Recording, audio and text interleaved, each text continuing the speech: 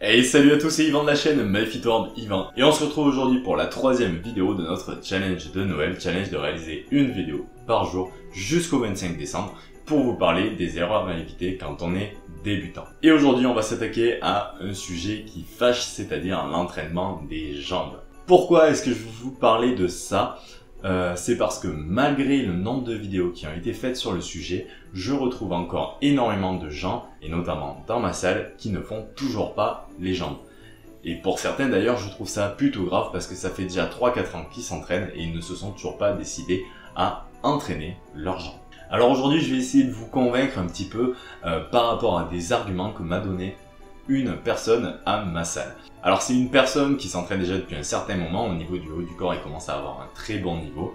Je crois que ça fait à peu près 2-3 ans qu'il s'entraîne et malheureusement, je ne l'ai pas vu une seule fois en 1 an et demi faire un entraînement des jambes. Je lui ai demandé pourquoi et voilà ce qu'il m'a répondu.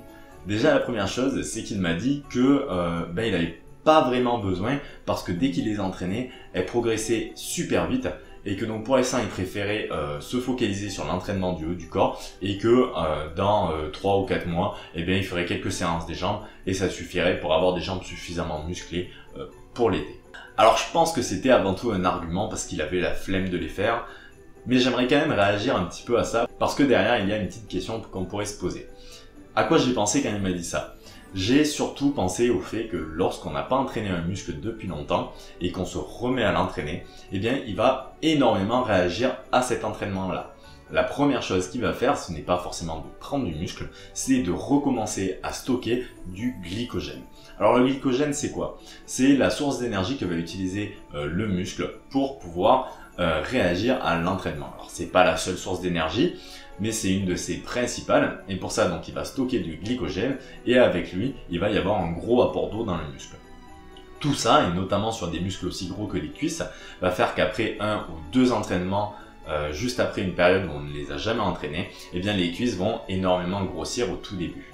Mais ça, il faut pas se leurrer, ce n'est pas une prise de muscle, c'est juste une réaction à l'entraînement qui est totalement naturelle, et qui après en fait ne va pas tenir dans le temps. Et je pense que cette personne-là, n'a pas compris que ça n'allait pas continuer à ce rythme-là, il n'a pas compris que ce n'était pas du muscle qu'il prenait, mais uniquement du glycogène et de l'eau. Donc il ne faut pas se leurrer, tous les muscles fonctionnent de la même façon. Alors c'est sûr, certaines personnes vont avoir sûrement plus de facilité à développer par exemple les cuisses que d'autres, mais ce n'est pas pour autant que sur 1 ou 2 séances on va pouvoir le savoir. Au début c'est juste une réaction à l'entraînement, et cette augmentation de volume ne va pas tenir dans le temps et ce n'est pas non plus une prise de muscle. Un autre argument qui m'a sorti juste après, et c'est celui qu'on entend le plus souvent, c'est que l'entraînement des cuisses, c'est quelque chose qui est très épuisant, c'est difficile, et en plus le lendemain on a de telles courbatures qu'on ne peut plus marcher. Et ça je l'entends, c'est vrai. C'est vrai qu'au début notamment, les entraînements des cuisses c'est hyper éprouvant, surtout quand on n'a pas l'habitude, et c'est très difficile de les finir. Et c'est vrai aussi pour ces courbatures là qui le lendemain vous empêchent de marcher. Mais ce qu'il faut bien comprendre, c'est que ça c'est juste sur les premières séances. C'est normal, au début on force notre muscle à réaliser un exercice qu'il n'a pas l'habitude de faire, et il réagit plutôt mal. D'où les courbatures et d'où la fatigue lors de cet entraînement là. Mais ça c'est juste sur les premières séances. Très vite vous allez vous rendre compte, si vous essayez de forcer un peu les choses et de continuer à entraîner les jambes, que les courbatures vont devenir de plus en plus tolérables. De la même façon, vous arriverez de mieux en mieux à tenir vos séances, et en plus vous trouverez ça relativement gratifiant parce que quand on réussit à faire une bonne séance de jambes, on se sent un peu warrior. Ouais, il faut se le dire, on aime bien se la péter. Et d'ailleurs je voulais rebondir sur quelque chose. Moi le premier, au début, il m'est arrivé de peu entraîner les jambes.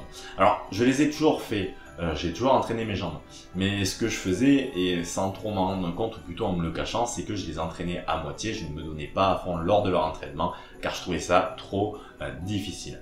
Qu'est-ce qui s'est passé ? Le reste de mon physique s'est développé, mes cuisses n'ont pas grossi, et je me suis retrouvé un jour en passant devant une glace avec quelque chose de complètement disproportionné au niveau du haut du corps. Et là je peux vous dire que ça fait réfléchir, on n'a pas envie de se présenter par exemple sur la plage de cette façon-là, avec des cuisses de poulet et un haut de corps d'autruche. Donc je me suis décidé à entraîner les jambes et j'ai trouvé beaucoup de plaisir. Au final, aujourd'hui c'est une de mes séances préférées.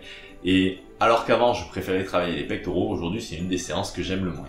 Donc voilà, tout peut changer et j'espère dans cette vidéo vous avoir donné suffisamment d'arguments pour vous convaincre de travailler vos cuisses à la salle. C'est quelques séances qui vont être un petit peu difficiles à passer, mais petit à petit, je peux vous assurer que vous allez y prendre goût. Voilà pour cette vidéo, j'espère qu'elle vous aura plu, n'hésitez pas à me poser vos questions en commentaire, n'oubliez pas de me laisser un pouce bleu et de vous abonner, et on se dit à demain pour la prochaine vidéo de mon challenge de Noël.